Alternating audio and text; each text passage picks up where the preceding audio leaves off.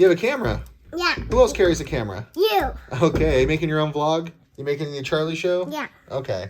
Are you live at work? Sometimes I do feel like I live at work. Are you guys ready to go to Disneyland? Yeah. What rides do you want to ride?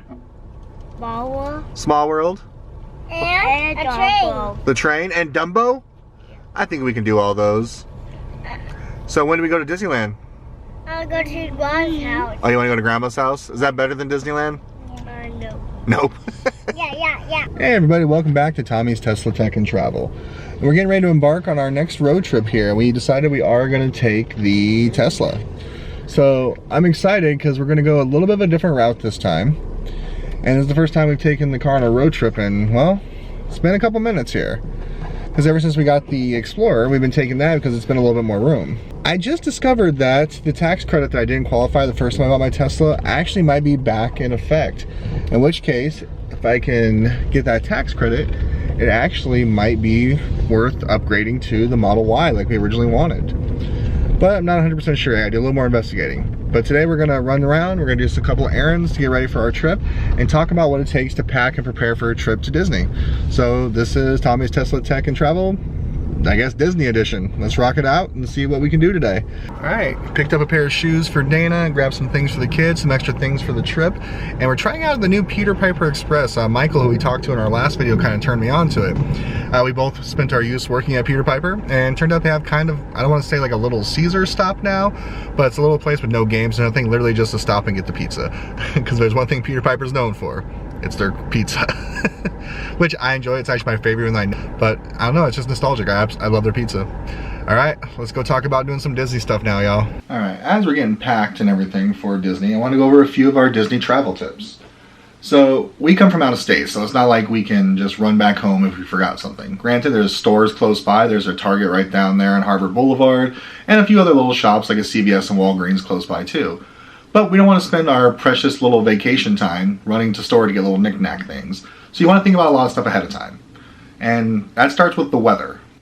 I know what you're thinking. Tommy, the weather in California is fantastic. What do you mean we have to look at the weather before we go?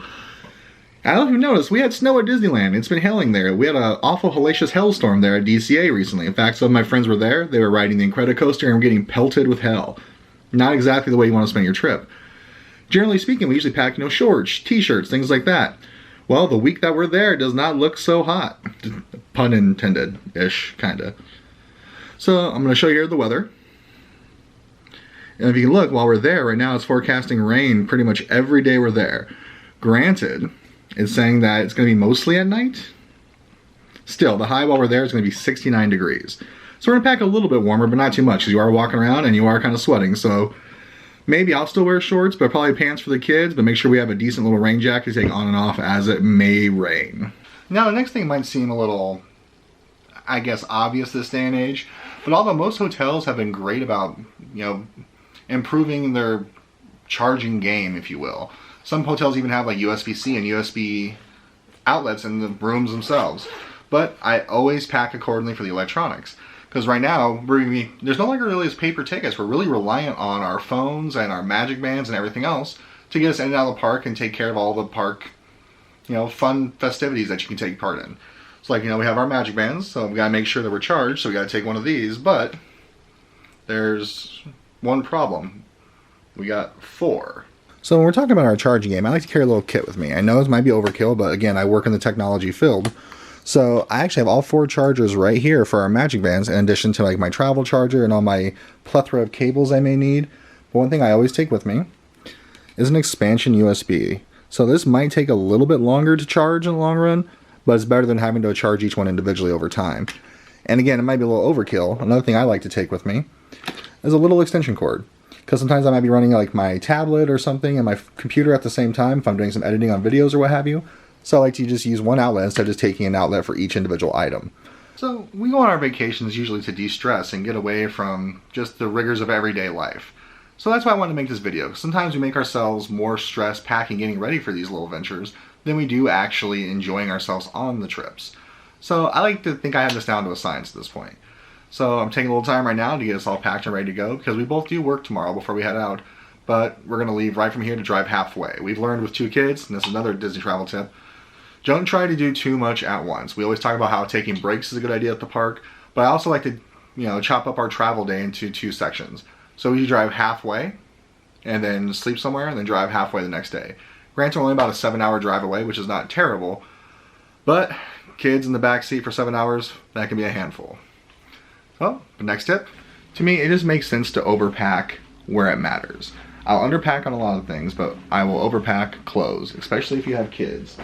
Like, for instance, we're going to be gone for a total of 6 days and 7 nights. I'm going to probably pack at least 8 outfits for myself, and then probably 9 to 10 for the kids, because, well, they're messy. And we have one that's potty training still. We can't get to a potty on time every time. So, maybe pack a little extra for them. But overpack where it matters, underpack where you can cut. Like, for example, if I forget a toothbrush, which, I hope I don't. Whatever, my hotel has them, yes, they're overpriced, but that's just a trip downstairs. Now, I get there and it's the last day and I'm like, oh man, I forgot an extra shirt. Well, now it's like a $15, $20 trip to Walmart, Target, what have you. So, overpack where it matters. And I don't know if this falls under a pro tip or not, but I'm gonna say it's a pro tip, even though no one pays me to do this. Yes, we have our bags, which is great. I'm a big advocate of work as you go. So in other words, if I'm cooking dinner, I will also wash dishes as I go. If I'm cleaning the yard, I will kind of rake the weeds as I'm also pulling them. So I don't wait for the last minute to do everything. So with our suitcases, I get everything packed a certain way, but I also always include a laundry bag. So in other words, when we get dressed the next morning or we're getting ready for a shower, all the dirty clothes go in here, so by the time we're done, we literally just put the laundry bag back in the suitcase. Alright, taking a little break from our Disney prep to go pick up the kids. My mother and my aunt were nice enough to watch them so I can get some things done without having to go, no, put that down. No, we don't do that. Stop hitting each other.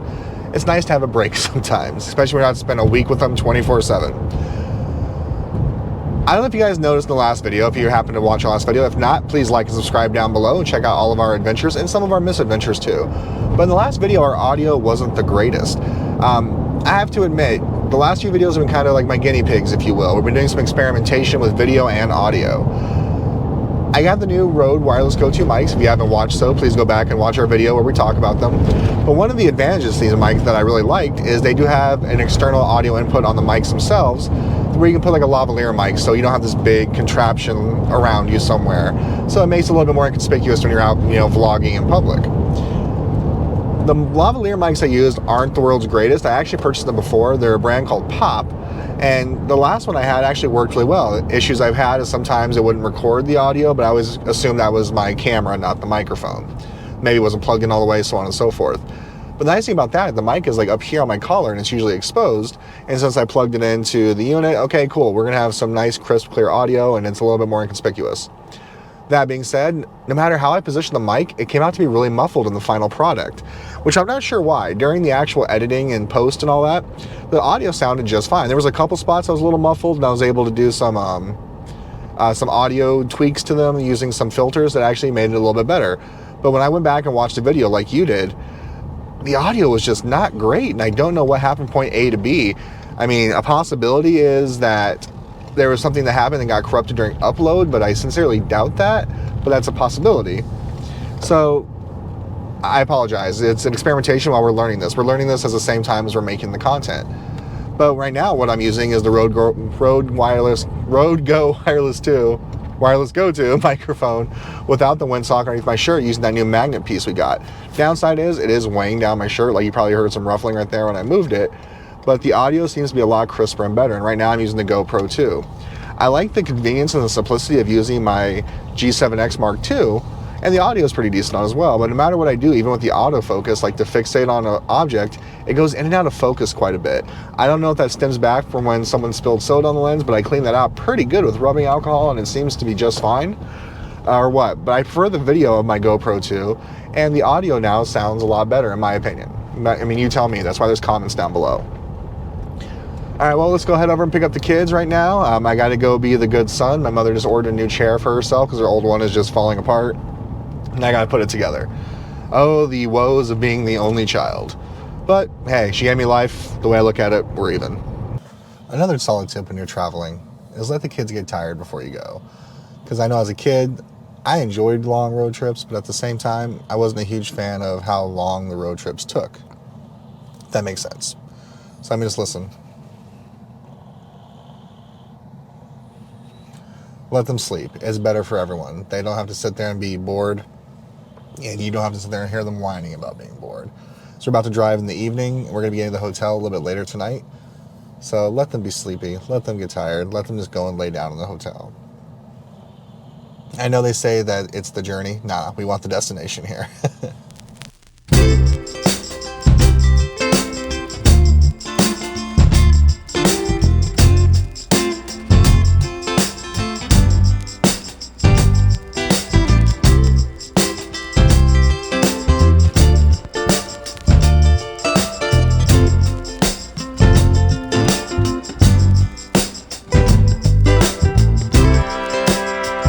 Just like every stop, someone always wants to talk and ask me about my car. How long does it charge? Can we drive? How much does it cost? How much does it cost? So it was nice enough. They were two cool gentlemen, assuming they were Canadian because they were set of a lot of the boots, and they told us to have a good holiday. And I explained to the kids, holiday sometimes means vacation.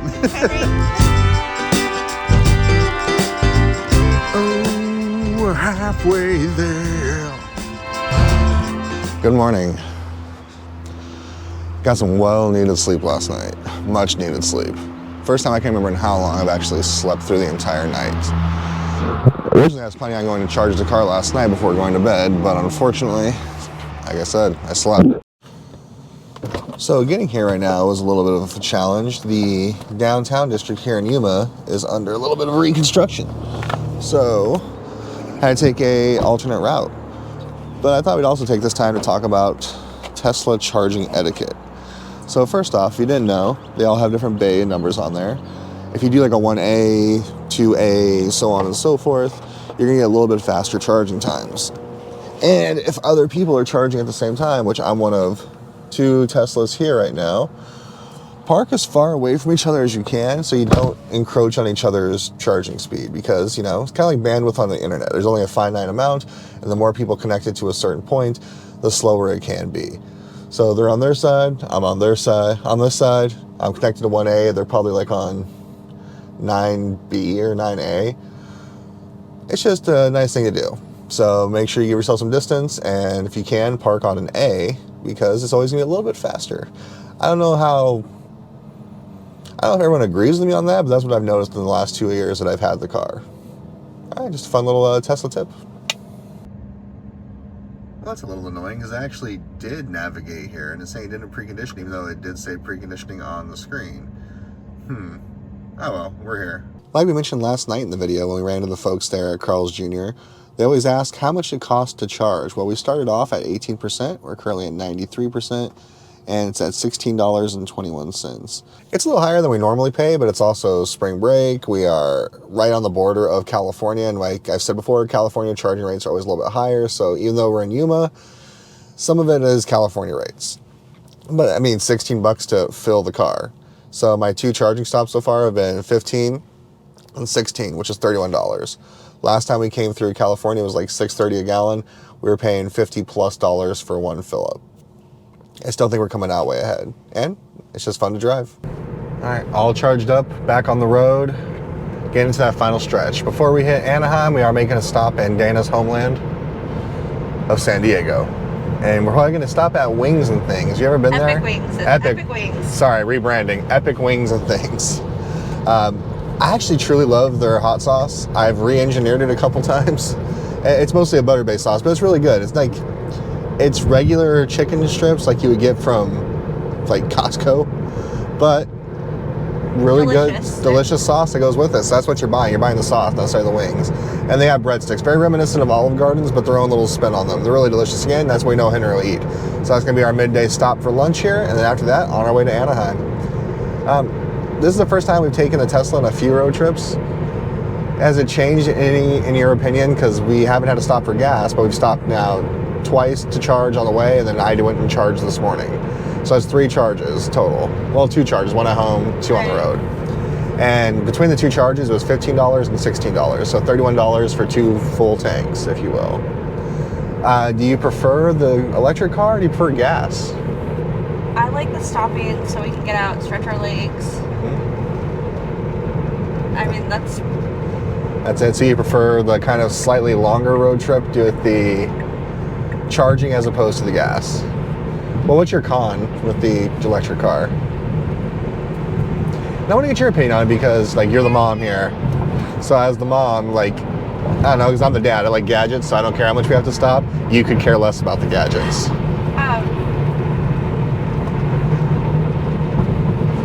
I guess a con would also be stopping, just because it does take a little bit longer. The kids get a little bit crazier. But I still think it's more of a pro than a con. Sure. So. Hey, I like either way. The SUV is nicer because it's like one tank there, one tank back for the most part. And I like the extra room that we have in there, but I'm really strongly considering looking into the Y at this point. So we'll see. All right, next stop, San Diego. Do you miss home? Not really. I mean, it hasn't been home for... God, like almost 20 years probably. Pretty darn close to that. Okay. At least 10. More than 10. We've been together for almost 10 years. Okay. And you were my boss a few years before that. Oh, God. She's a motivator. It smells so good. Alright. Stopping for lunch at one of our favorite places, Epic Wings and Things. It used to be called Wings and Things, but they've changed the name, but still the same delicious recipe. Let's try it out. So, you think it's funny how the U of A ASU rivalry follows us everywhere we go? You know. The first time it happened at Disneyland, you were like, why do they care if you're wearing the Arizona jersey? It was just fun. We ran into an ASU fan here, and we had a conversation at the door because he held it open for us, and he's like, oh, I shouldn't have it. And it turned into our discussing the Pac-12 tournament. Now we wait for our food while someone naps. Epic. All right. Just got done on your Epic Wings and Thing. Next stop is our hotel by Disneyland. A couple things. Did it live up to your hope and expectations as it always did? Yes. It's a little different to me, but it still tasted good. I don't know because I haven't had it for a while. But one thing I did notice, they're selling franchises now. I know, I saw that. Should we? Wait. Alright, we just gotta make one more charging stop and then we're gonna be on our way to the hotel. And the reason I wanted to record again right now is this is the only part about owning the Tesla that makes me a little nervous sometimes. Which is we're down to 20%. It's about a 15-minute drive to the next charger, which here in California, that's like, a few miles. It's not like we can pull over and just get gas when we get this low. And someone, I'm not saying who, missed the initial turn, so we had to go an extra route. Charlie. So we actually burned a few extra percentage points, marks, whatever you want to call them. So now we're going to get there. We're supposed to have 12% battery. It says, oh, you can charge for 20 minutes and be there with 17% left at the hotel. Obviously, I'm going to charge a lot more than that. I just wish there was more readily available chargers, so like while we were eating, it could have been charging. But where we wanted to eat, that was a good cough, was nowhere near the chargers. So do you still get that anxiety over the, even though it's never actually failed us? A little bit, just because I don't like being low or like out of energy, gas. I don't know. Which is weird. This is now the third and fourth Tesla I've seen drive by since we've been stopped here. So you figure there'd be another charger a little bit closer by. This one I think is like 10 miles away.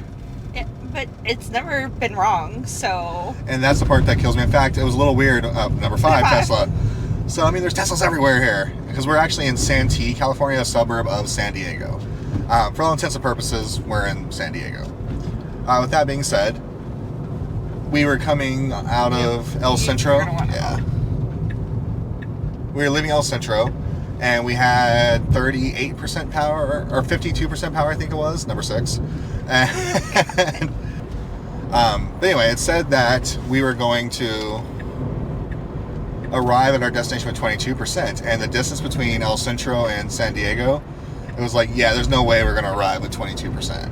Like, it was just as far from Yuma to El Centro as it was from El Centro to San Diego.